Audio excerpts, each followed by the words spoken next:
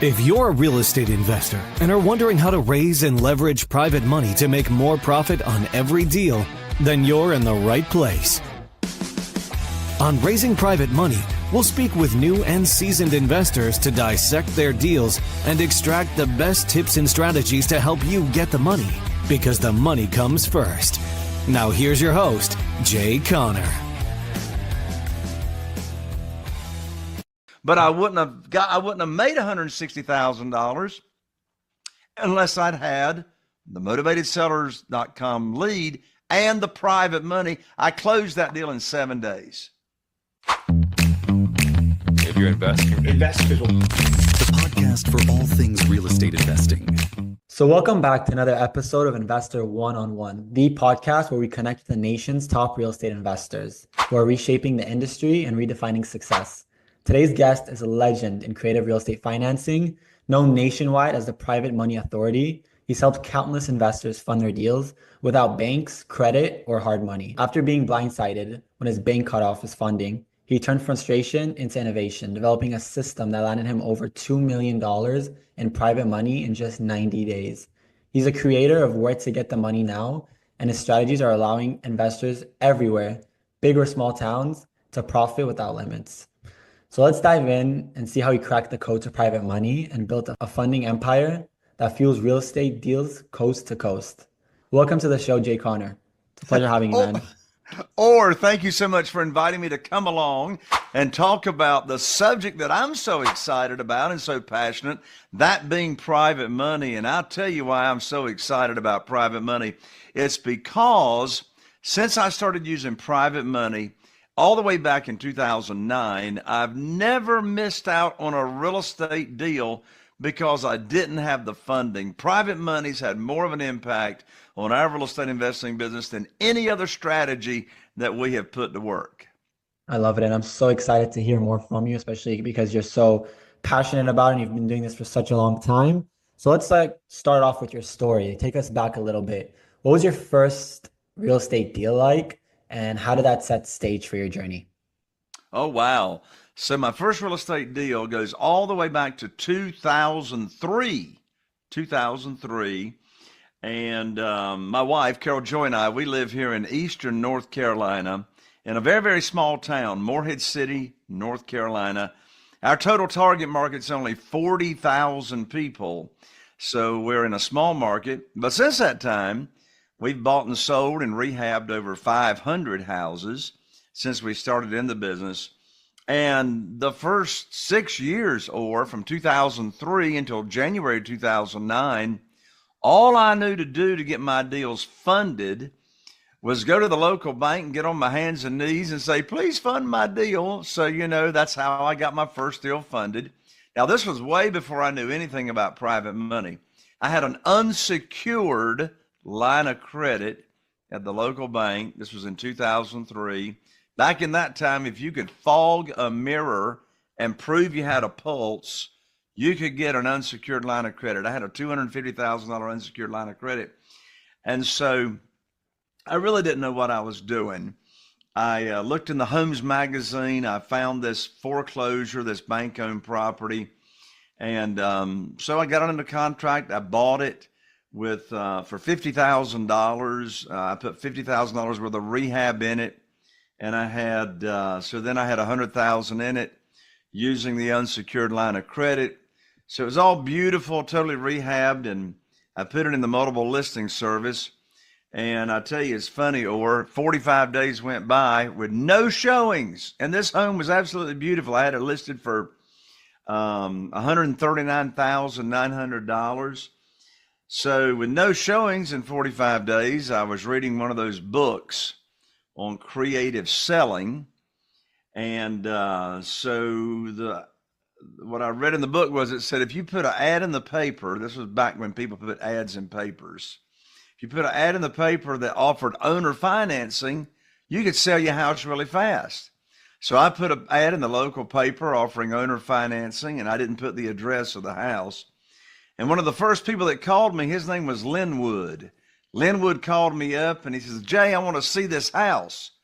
And I said, well, Linwood, it's sort of hard to find in Morehead City, North Carolina. I said, if you meet me at the Seco gas station, you can follow me into the house.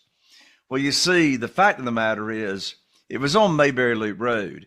And if you went down the ugly side of Mayberry Loop Road, you're not looking so good. But if you go down the beautiful side of Mayberry Loop Road, then that's looking good leading up to this house that I had for sale. So Linwood met me at the gas station. He followed me into the house, pulled in the driveway. I had it landscaped absolutely beautiful. And I opened up the door, and he went in and looked around, and he came back. He says, Jay, I'll give you an $18,000 lease option deposit right now. There was only one problem with that. I didn't know what a lease option deposit was. But my daddy told me if somebody offers you money, you take it and you'll figure it out. So Linwood wrote me a check for $18,000 as a lease option deposit to sell it to him on terms, rent to own or lease purchase. Well, I was a mortgage broker still at the time, originating mortgages. And back then, if you had a mid-credit score of 580, I could get you done and get you a mortgage. Well, God is good. Linwood had a 583 credit score. I got him an FHA mortgage. I applied that $18,000 to his closing cost and his FHA down payment, and I cashed him out, and I cashed the property out. So that first deal, I made $39,000, and I didn't even know what in the world I was doing. So, as I said, I used local bank funding for my first 6 years here in the business. But then all that changed in January 2009. And then that's when I learned about private money. And that's kind of following up to my next question. So eventually the bank kind of cut you off, and that's what led you to private money. How did that moment shape your approach moving forward? Well, that moment when I was cut off from the bank changed everything. I mean, if it had not been for that moment of the bank cutting me off in January of 2009, you and I wouldn't even be here, visiting on this podcast.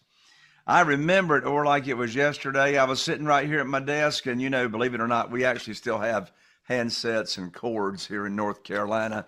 But anyway, I was sitting here at my desk, and I picked up my phone, and I called up Steve. Now, Steve was my banker. Steve had been my banker for 6 years. He had funded a bunch of deals for me, and I had 2 houses under contract. And so I called him up to tell him about the funding that I needed for these 2 houses. Now, this was January 2009, after being in the business for 6 years. And I learned like that over the telephone that the bank had closed my line of credit with no notice. I said, Steve, what in the world are you telling me? The bank has cut off my line of credit. Why? He said, Jay, don't you know there's a global financial crisis going on right now? I said, no, but you just gave me a financial crisis for cutting me off with no notice. He said, sorry, Jay. He said, the bank's not loaning money out to real estate investors anymore. So, I hung up the phone and I sat here for a moment. I want to share with you, and your audience, a very powerful question that I asked myself right after I had learned that the bank had cut me off. And the power's in questions. And this question I want to share with you will help fix any problem that anybody has. I don't care if it's health, financial, career, relationships, money, doesn't matter. And here's the question. By the way, as a side note, these people running around saying every problem is an opportunity, I want to throw up. I want to be like the Kool-Aid guy that runs into a brick wall. I didn't have an opportunity. I had a problem. Now, the problem became an opportunity, or you and I wouldn't be here. But at that moment in time, for goodness sakes, let's face the facts. I had a problem. Here's the question I asked myself. I said, Jay, who do you know that can help fix your problem? I immediately thought of a good friend. His name is Jeff Blankenship. In fact, Carol Joy and I just saw him this past weekend. We know each other from church and going to a cappella gospel singing events. And I knew Jeff at that time was investing in single family houses in Greensboro, North Carolina. So I picked up the phone and I called Jeff and I told him what had just happened about me getting cut off at the bank. Jeff says, well, Jay, welcome to the club. I said, what club is that? He said, that's the club of having your line of credit cut off by the bank. I said, well, Jeff, why are you telling me that? He says, because my bank cut me off last week. I said, well, Jeff, how are you going to get your deals funded? He said, well, have you ever heard of private money and private lending? I said, no. He says, have you ever heard of self-directed IRAs and how people can use retirement funds that they already have to earn interest that we would pay them, they would fund our deals, and the interest they earn would be either tax-deferred or tax-free. I said, Jeff, I don't have a clue what in the world you're talking about. I said, what is private money? He said, well, there's this gentleman down in Jacksonville, Florida, by the name of Ron LeGrand. I said, who is Ron LeGrand and what is private money? He says, I don't know what private money is, but Ron LeGrand says we can get a lot of it. I said, okay. So I went to my first real estate investing seminar with Jeff to the Ron LeGrand event all the way back in January 2009 to learn about private money and private lending. And I did. I learned about private money. And you know what I learned, Orr? I came back from that seminar and I learned that the way to attract private money for your deals, the secret is to don't chase, beg, sell, or try to persuade anybody into anything. You know, the worst time in the world to be trying to raise private money is when you need it for a deal. Now, here's a writer downer, or desperation's got a smell to it. And if you're looking to raise private money and you got a deal to fund, you already sound desperate. So here's the secret sauce. What did I do? I separated the conversations of talking about private money to people in my own warm market with my own connections and then having a deal to fund. So here's what I did. Here's how I went about doing it. You know, the traditional way is go to the local bank, fill out applications, have your credit score pulled. They do appraisals, all that stuff. Well, here's a very, very important distinction to understand. People ask me all the time, Jay, how do I get started raising private money? I tell you, the very first thing you got to do is own the real estate between your ears. Now, what does that mean? What that means is have the right mindset. You see, I've never asked anybody for money to fund my deals. So how do I get my deals funded? Here's the secret.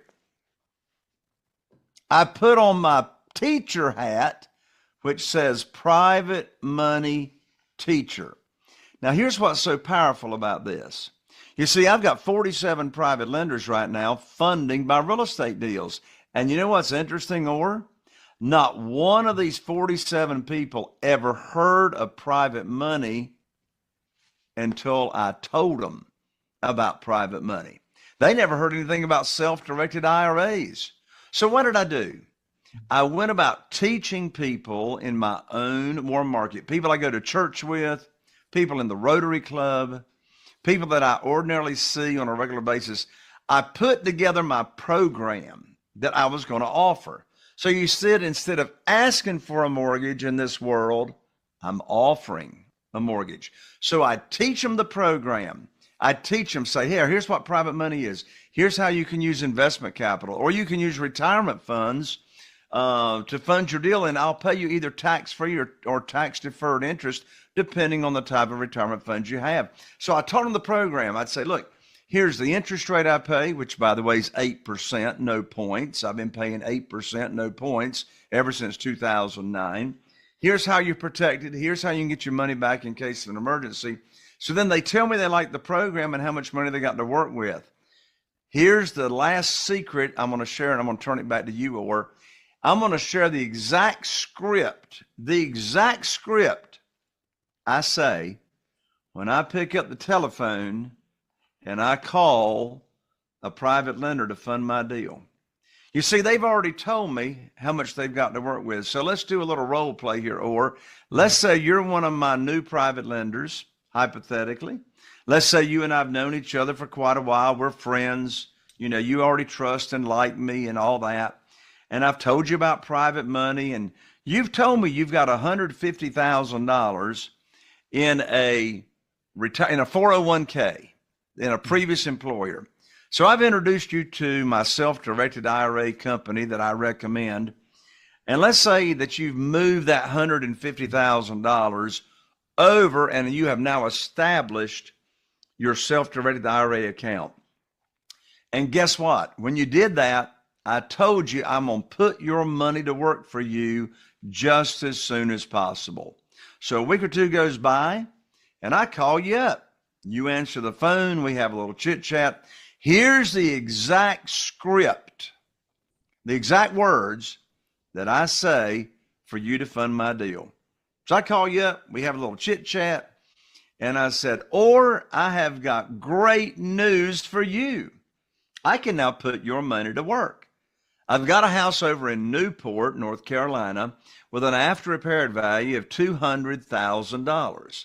Now, the funding required for the deal is $150,000. That matches up to the funds that you've got set aside in your retirement account. Now, closing is going to be next Tuesday, so you'll need to wire your funds from your account to my real estate attorney's trust account. I'm going to have my real estate attorney email you the wiring instructions. That's the end of the conversation. The most stupid thing that I could have asked Or is, do you want to fund the deal? Of course Or wants to fund the deal, and I'll tell you why. Or wants to fund the deal, number one, because he's moved that money over to the self-directed IRA company at my recommendation. So he's already moved the money over. Number two, Or knows I'm not going to bring a deal for him to fund unless it matches the criteria of the program I already taught him. And number three, for goodness sakes, Or's not earning any money until I put his money to work as I promised him I would. So I'm ethically bound and obligated to invest Or's money. Unpack that. I taught him about private money.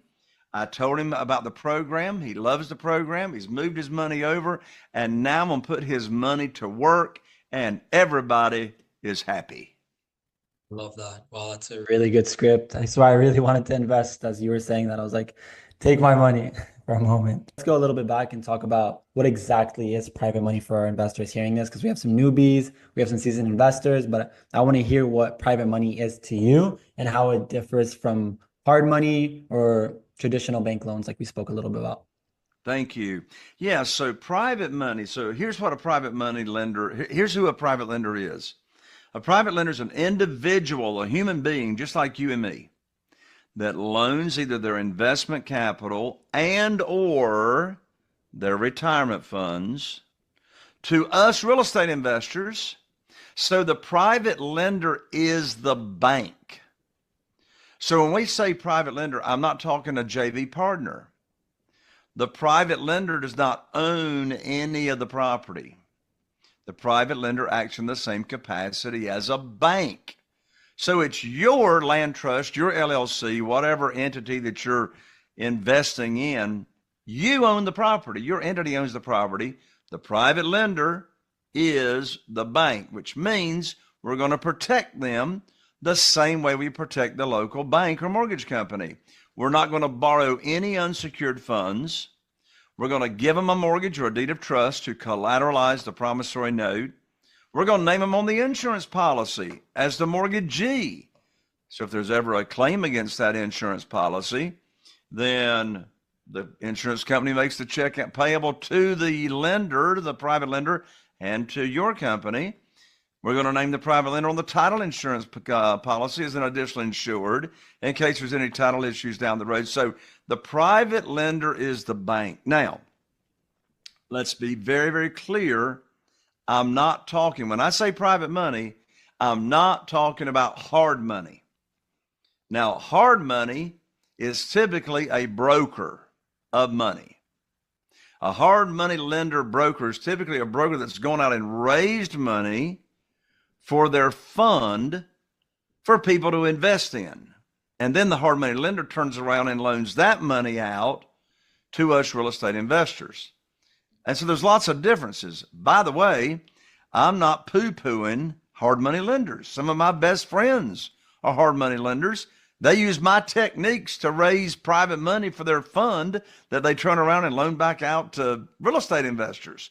So I say establish as many relationships as you can with as many people. But here are some very, very important distinctions and differences between hard money and private money. First, interest rate.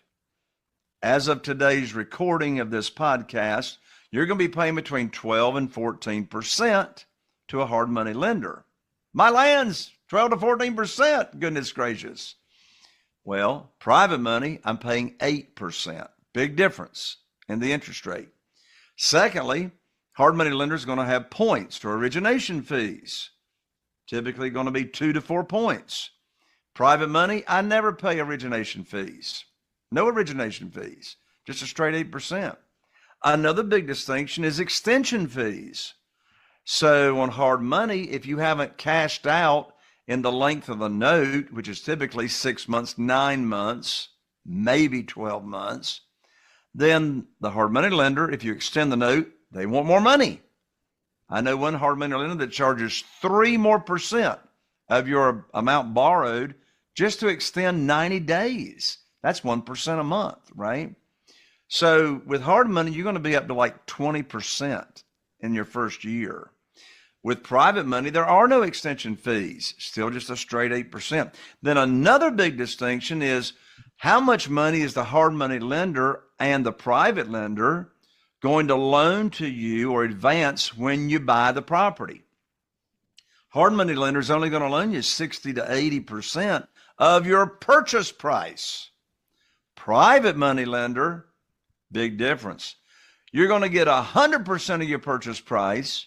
And if you're rehabbing, you're going to get 100% of the rehab.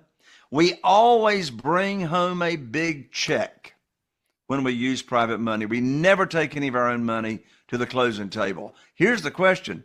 Who wants to get paid to buy properties without taking any of your own money to the closing table, right? I always bring them a $30,000, $40,000, $50,000 check. Now, I do want to make this distinction. Private money is not only just for the ugly house business. Private money is not just for rehabbing. Private money, here's a writer downer. Private money is for when the seller, I don't care if the seller is a for sale by owner, an institutional, REO, bank-owned property, short sale auction, it don't matter. You're going to use private money when the seller requires all the cash, period. Even if it's a for sale by owner. And so, and here's another writer downer. This is really important.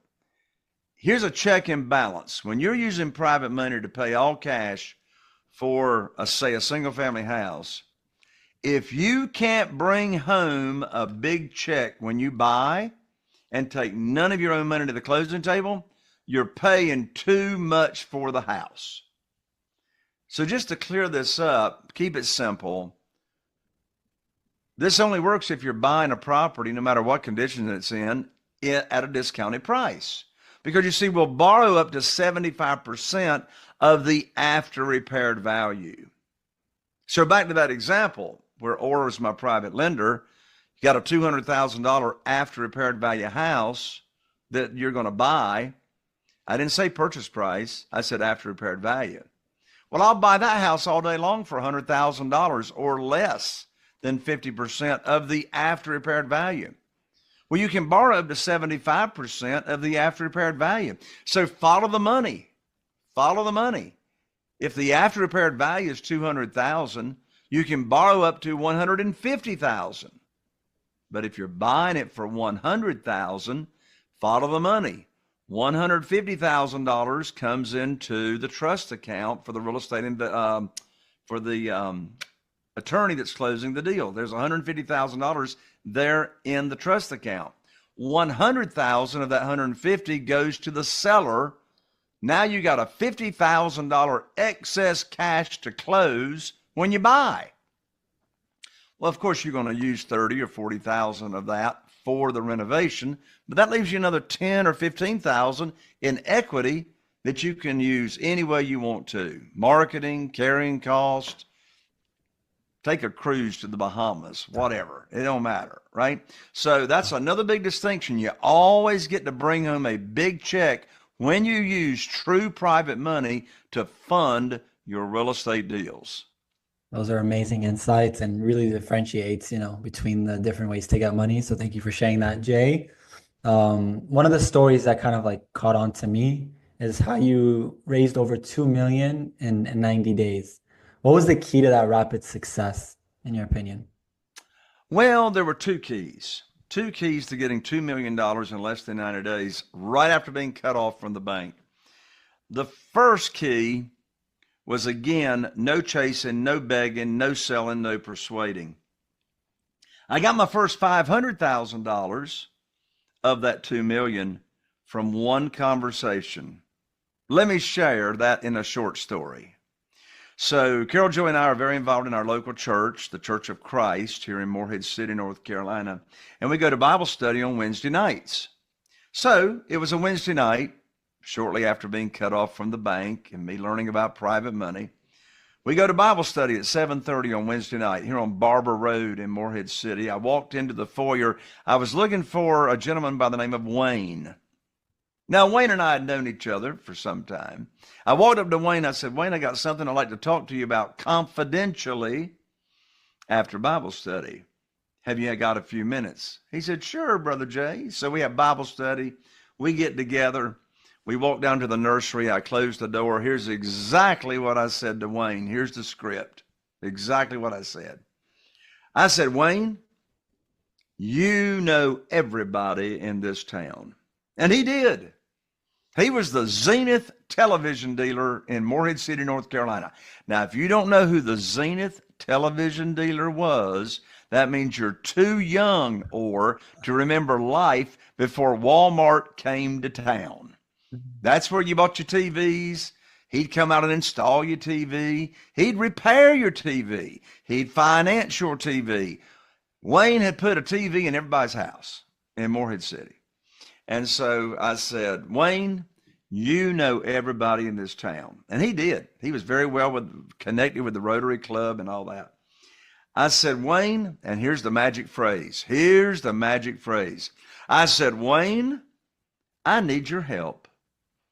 I said, you see, I have now opened up my real estate investing business by referral only. And I'm now paying insane high rates of return to my investors.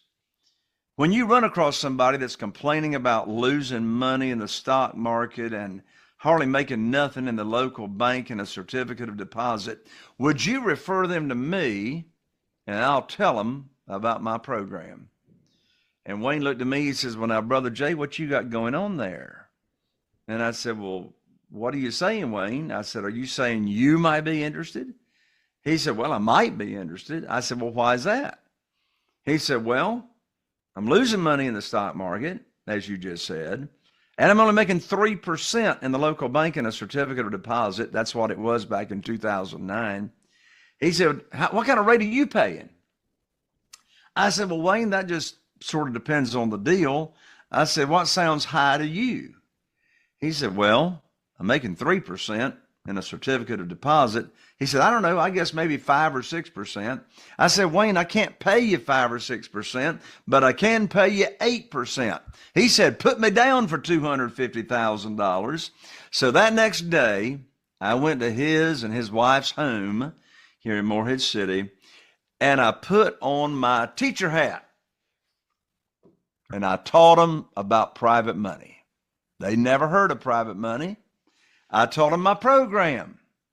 I taught them my interest rate I pay, how they're protected, maximum loan to value, how I name them on the insurance policy. Remember the secret sauce.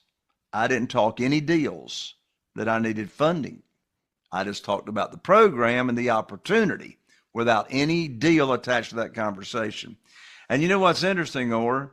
After 2 cups of coffee that afternoon, I went to their house that next afternoon, And after 2 cups of coffee, that $250,000 became $500,000. And so I told them I'd put their money to work for them just as soon as possible. And then I did. I gave them a call with the good news phone call. That was the first $500,000. I got another $969,000 at one private lender luncheon. What in the world is that? I invited 20 people for lunch, and I paid for their lunch, and I had my CPA and my realtor and my real estate attorney there, my credibility team. And at the end of lunch, I took 20 minutes and I taught them. There you go again. Put on my teacher hat. And not one of these 20 people had ever heard of private money or self-directed IRAs. So I had my little PowerPoint presentation teaching the opportunity in the program, again, with no deals attached to it. And at the end of that luncheon, I got $969,000 pledged of people that were interested. So right there was $1.5 million of the $2 million that I got in the first 90 days. Those are some amazing stories. Now that you get this money from, these private lenders, you said you invest in only Moorhead, or you invest all over North Carolina? Eastern North Carolina. Eastern Carolina. So my rule is if I can't, in a reasonable amount of time, drive by the property, I don't want to do it. Now, I've got friends that invest all over the nation, and I say, have at it. If you want to invest all over the nation. You see, I'm not wholesaling. Yeah. I've never wholesaled a deal in my life. By the way, for those of you wholesalers that are listening, the beautiful thing about private money is now you can stay in any deal that you want to without just taking an assignment fee, right? Mm-hmm. By the way, if you are listening to this podcast and you are not signed up with motivatedsellers.com, you need to just don't pass go, don't go to jail, don't pay $200. You need to get signed up for motivatedsellers.com right now. Listen, I've been with this crowd for over 7 years, getting motivated seller leads all the time. And the beautiful thing about their program is you don't pay for any marketing until you've actually got a motivated lead that you're talking to. Motivatedsellers.com is my number one go-to source for motivated sellers. I digress. Anyway, again, if you're a wholesaler with private money, now you get to stay in any deal you want to. My average profits right now here in Eastern North Carolina are $86,000 on a single family house. I just made recently $160,000 on a condominium. And guess where the lead came from? motivatedsellers.com, right? But I wouldn't have made $160,000 unless I'd had the motivatedsellers.com lead and the private money. I closed that deal in 7 days. And if I hadn't had the private money lined up, I would have missed out on that deal. That's amazing. So now let's say you find a good deal, it could come from us or from anywhere else, and you find a deal, an off-market deal in, let's say, Moorhead in North Carolina, and then you have someone that, is willing to give you that money. First of all, let's talk a little bit more about strategies. Do you buy and hold? Do you like flipping? What's your methods of investing? Yeah, it depends on how I buy it. So if I buy it with private money and I'm going to renovate it into a beautiful, looks like a brand new home, I don't want to leave private money buried in that house. So if I'm paying with all cash, my rule of thumb is just to cash out. Mm-hmm. Flip in, flip out, right? However, if I buy the property on terms, say subject to the existing note or creative financing such as seller financing, if I buy it on terms from the seller, then typically I'm going to want to sell it on terms, rent to own, lease purchase. And you see, here's an advanced strategy. You can combine two strategies together in one deal. You buy the house on terms from the seller, and if they've got equity, I can use private money in second position, a smaller amount like $20,000, $30,000 for renovations or rehab or any kind of repairs that are needed. Or if they're facing foreclosure and they're behind on their payments, I can use private money to bring those payments current. So again, in answer to your question, or it depends on how I bought it. If I'm paying all cash for private money, I want to cash out. If I'm buying on terms, I want to sell it on lease purchase or rent to own. That's a really good point. Now, you've been in this industry and for such a long time, and you are the private money guy. You've probably heard a lot of different stories, different myths. What are some of the biggest myths or misconceptions you hear about raising capital? Oh my word. Woo. There's a lot of myths. One myth is a new real estate investor will say, nobody's going to loan me money. I've never done a deal. Who's going to loan me money? I've never done a deal. Well, here's the answer to that myth. And the answer is, if you don't pay them, the property does. Now, what in the world does that mean? You see, you're not borrowing money unsecured. You're going to collateralize the note with the deed of trust or the mortgage. Therefore, if you don't pay them, the lender gets the property, and they actually end up making more money than the interest that you would have paid them. So that's one myth. I can't get any money because I've never, done a deal. What's another myth? Private lenders are hard to find. Private lenders are hard to find. That is a myth, because let me tell you something from experience right now. There's more money out here to loan to you than there are deals. I mean, I got a problem. Right now, as of the date of this recording, I have over $1,250,000 available to me in private money, and it's just sitting there. I mean, I've got $8.5 million of private money that I use, and I just roll it from house to project to project to project. We'll have 12 or 15 projects going on simultaneously. But I'm telling you, there's more money available than there actually are deals out there. There's money all around you. And so another myth about private money that I've already talked about, but this is huge. Another big myth about private money is he who has the money makes the rules. Not so. Not so. Whoop, whoop. Not in this world, right? Mm-hmm. We make the rules. We set the interest rate. We are, as the borrower, we are our own underwriter, right? Mm-hmm. Another myth. Well, since the lender makes the rules, then there's no negotiation of the interest rate and the terms. Guess what? That statement is partly right. There is no negotiation. We make the rules, we set the interest rate, and that's it. There is no negotiation on the interest rate, because you're in the driver's seat. You are your own underwriter. And you know what I say? Just duplicate my system. Just duplicate my program, because it seems to work pretty well. And I'm actually going to give it to you here in just a little bit. Well, I'm excited for you to share that. And I'm happy you cleared out these myths, because I see there's a lot of myths and fear when it comes to private money. But let's talk a little bit more about your program, kind of talk more about how this works in the field. So can you walk us through a typical private money deal from one of your students from start to finish? Sure. So I'm thinking of one particular deal.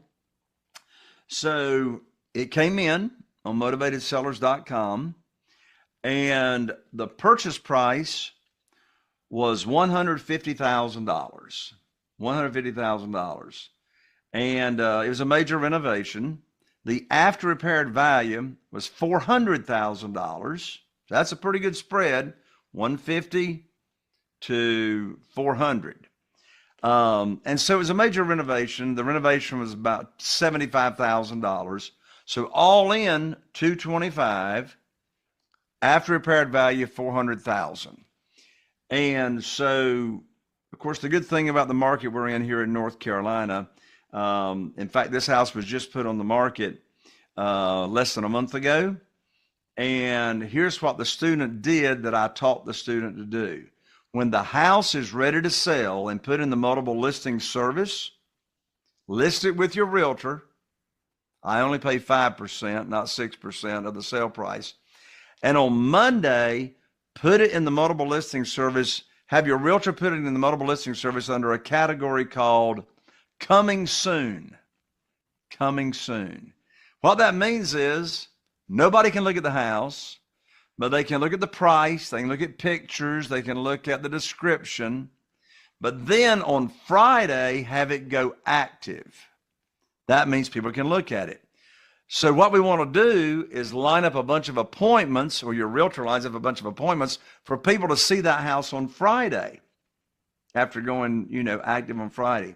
For this particular property that I'm thinking of, my student had over 20 showings in 48 hours, multiple offers, and went under contract for $20,000 more than the asking price.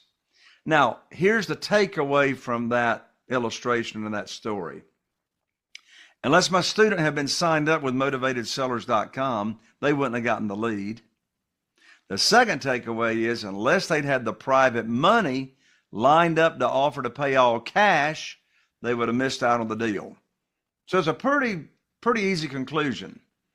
Sign up with motivatedsellers.com and get private money lined up before you need it. Wow, I love it. Straight to the point. Sometimes people take things and they make it so complicated, or they get scared. But if you, just like you've been giving us all these examples, you kind of took the way of doing things and you jumped into the water. You know what I mean? And then things along the way happened, and eventually, you reached the vision that you had before. So thank you for sharing that story. It's very inspirational, very motivational. And just like we spoke a little bit about fear, a lot of people that are now hearing this, maybe private money is new to them, or maybe they're just starting to invest. What fears did you have when you started raising money in the beginning? And how do you handle objections like, this sounds risky, or I've never done this before? Yeah, I'm glad you brought that up, or because new real estate investors that have never raised capital will say to me sometimes, Jay, I just don't know how to do this. And what they're saying is they say they got a fear of rejection, Let me answer that question or that concern with a question. How can you have a fear of rejection if you're not asking anybody for anything? I haven't asked anybody for money. All these examples I talked about, I haven't asked anybody for money. I told you about Wayne. I didn't ask him for money. I asked him for his help to spread the word, to let people know that I now have an opportunity. I didn't ask him for money. But what did he do? Now he's interested, right? And by the way, Wayne did spread the word, and we got a ton of referrals. So how do you overcome the fear of rejection? Lead with a servant's heart. You see, this is not about you. This is not about you getting the money. This is about you serving these other people and offering them an opportunity that they never heard of.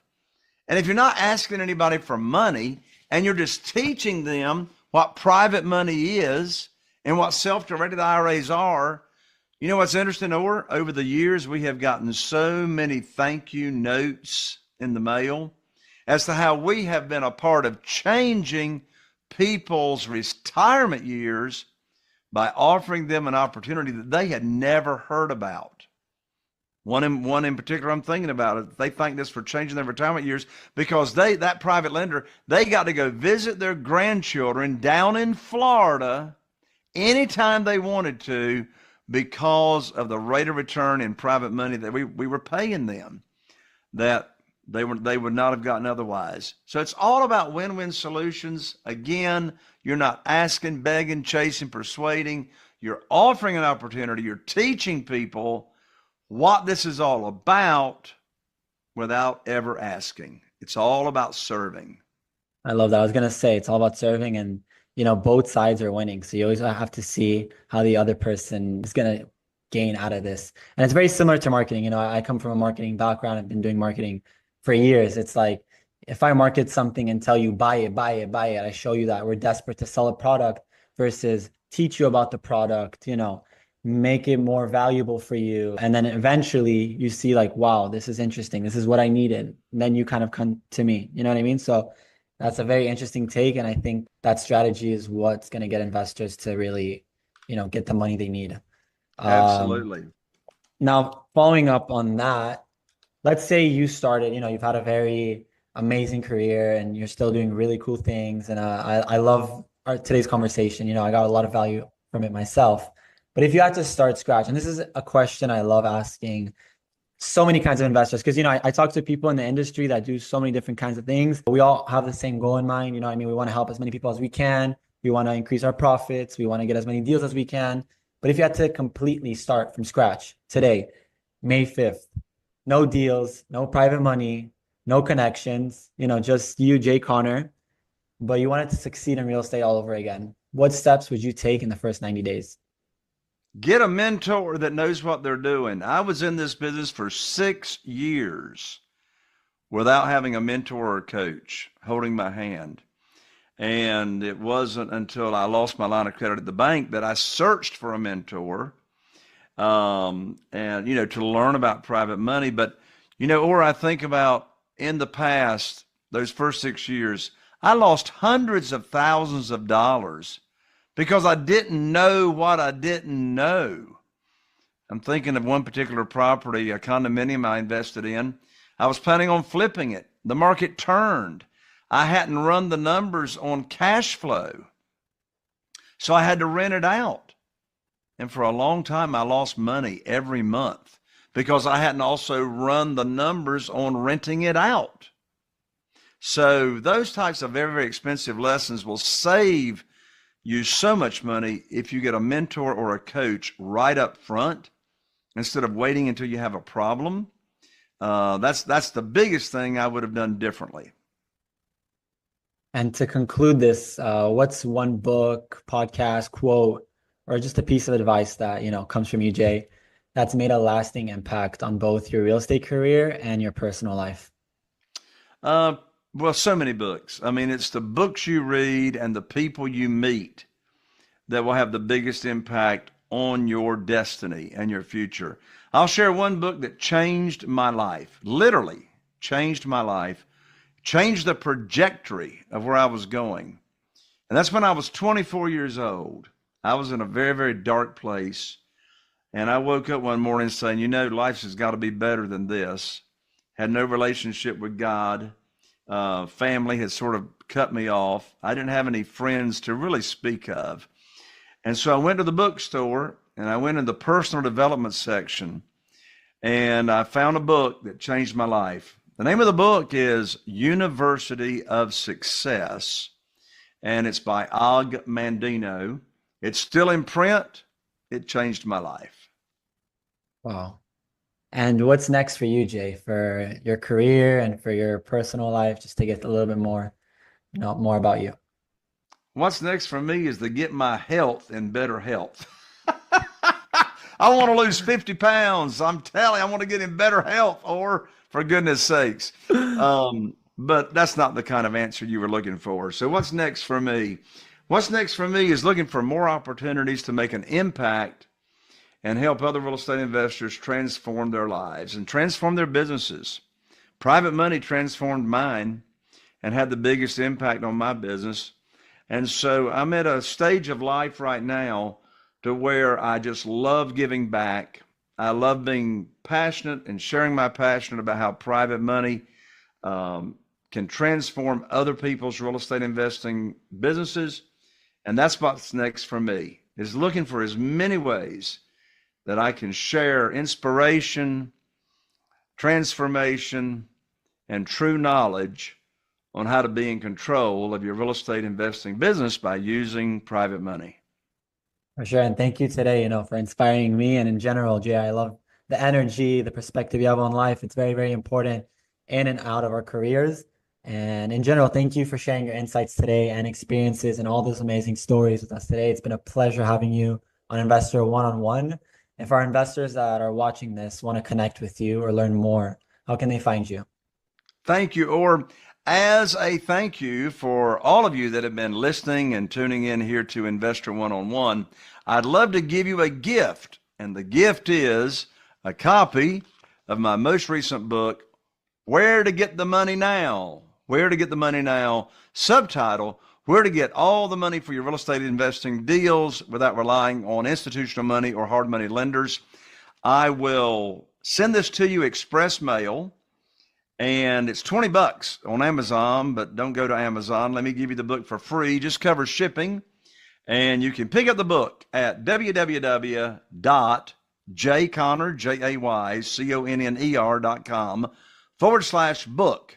That's jayconner.com/book. I'll rush it right out. I'm also going to include 2 tickets to the Private Money Conference, which is coming up right around the corner. This is a $3,000 event, but because you're listening to Investor One-on-One, I'm going to include those 2 tickets valued at $3,000, and you get to come for only a $97 registration fee. That's just to hold your seat. So I'll send you the book. I'll send you tickets to the live event, and also my podcast. Obviously, you love podcasts. You wouldn't be tuning in. I'm now in my 8th year of podcasting, and the name of my show is Raising Private Money. Imagine that. Raising Private Money with Jay Conner. It's on all the podcast platforms. And every week, twice a week, I got 2 shows a week. I interview other real estate investors that have raised private money and how they go about doing it. Come join the party. Wow. So that'll be linked below. And to everyone watching, thanks again for tuning in. Are you feeling inspired by the knowledge you gained in this episode? Then head over to jayconner.com/moneyguide. That's jayconner.com/moneyguide and download your free guide that shares 7 reasons why private money will skyrocket your real estate investing business right now. Again, that's jayconner.com/moneyguide to get your free guide. We'll see you next time on Raising Private Money